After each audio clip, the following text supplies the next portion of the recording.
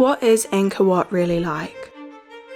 Does it live up to its reputation as one of the most famous temples and a must-visit archaeological site? And is getting up at 4:30 AM to catch a sunrise there worth it? Join me and discover the truth about the incredible Angkor Wat.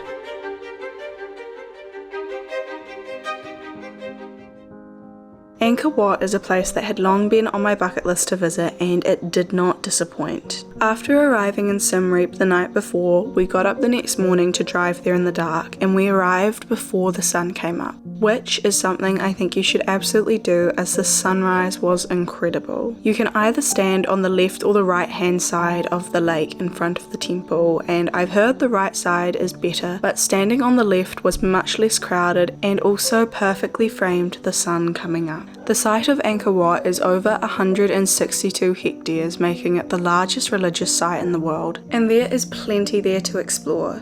I think that even if you spent a whole day there, you would not have made your way through everything. It is technically a Hindu-Buddhist temple, as it has changed between the two religions, but honestly I was more interested in the architecture. There are so many incredible structures, and to think that this place has stood the test of almost 8 centuries is absolutely crazy. The immensity of it, how well maintained it is, and also how beautiful and aesthetically pleasing it is as well. There are so many different temples and sites within Siem Reap, but this one takes the cake by a nautical mile. When I visit places like this, I always wonder who's walked here before me, and I'm not meaning in a did Kim Kardashian or Brad Pitt visit kind of way. I'm thinking more of what sort of people and the ranking and the society and the way they lived and how they felt about themselves and how important they were at a given time. The people who helped build it not knowing what they were creating. The people who travelled from England or America back when you had to travel by boat and it was a really big deal. Or the first archaeologist who came here and found it and studied it with the monks that lived there. It's not just that places like this have so much history, it's that places like this have so many memories and collective energies from people who have walked there before. I feel so lucky to have been one of the people that has visited.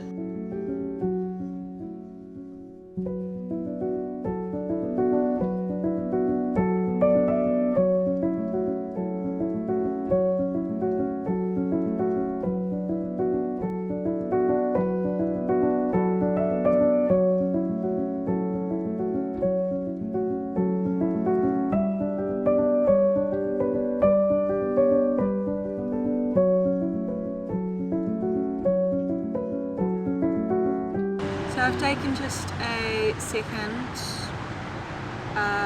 to sit outside of Angkor Wat because it's pretty hectic. It's not super busy, but there are a lot of people.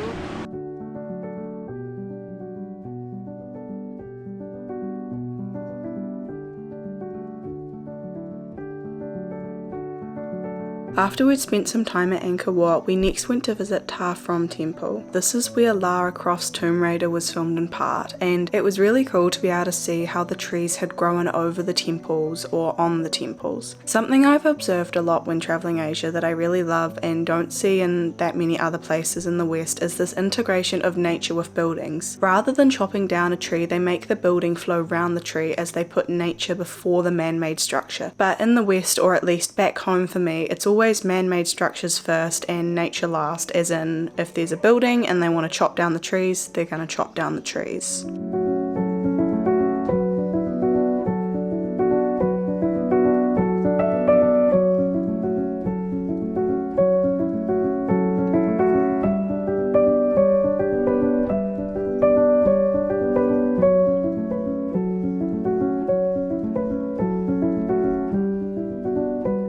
Even though Angkor Wat is stunning in its immensity, this place was beautiful in a way that was far more delicate, almost like what you would think of seeing in a fairy tale, which kind of makes me question why they filmed Tomb Raider there, but like, it was very magical, and the trees and the light in the ruins just gave the whole place a very ethereal feeling.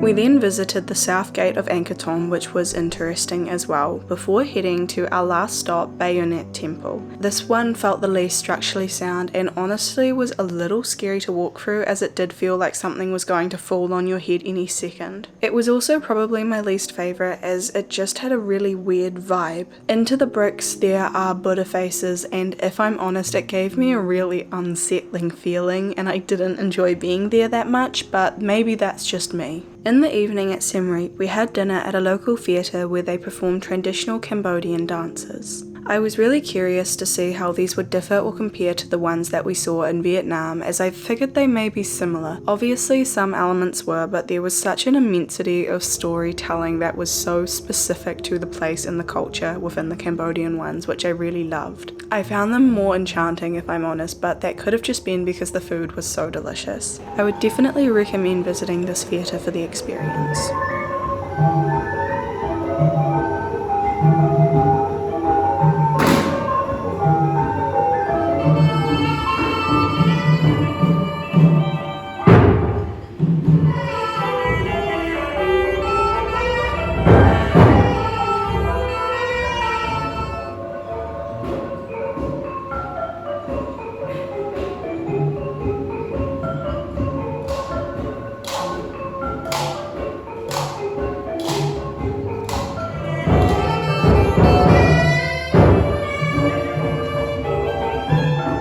Overall, I absolutely loved Angkor Wat, Siem Reap and all the temples there, so I would definitely recommend visiting, and I absolutely think it is worth getting up early to see the sunrise. I hope you've enjoyed this week's video, and I'll see you with some elephants in the next one.